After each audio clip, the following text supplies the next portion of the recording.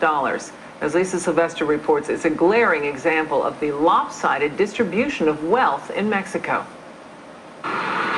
There are two Mexicos, one of abject poverty. 20% of the population lives below the poverty line, and nearly 10% lives on less than $1 a day, according to figures from the United Nations. The other Mexico is thriving. Pesos and dollars are abundant.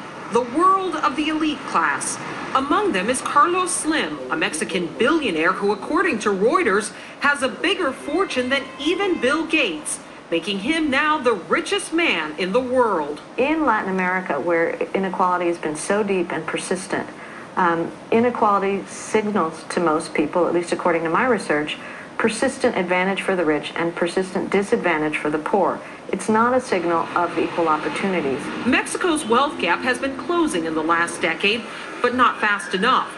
The North American Free Trade Agreement led to farmers leaving for factories in the north, only for those job opportunities to close off when jobs move to lower wage countries like China. The nation's poverty crisis is fueling illegal immigration to the United States. The group Numbers USA calls it exporting poverty, a trend that cannot continue. What we saw in the Senate last month was the workers and the working neighborhoods in the United States rising up and saying no more. We are not going to pay the costs of Mexico's mismanagement of their economy. You're not going to be able to offload forever. Mexico's President Felipe Calderón has recently instituted new anti-poverty programs, but policy experts say until Mexico takes charge of its own future with structural changes, reforming its education system and ending corruption, Mexico will continue to be a divided country.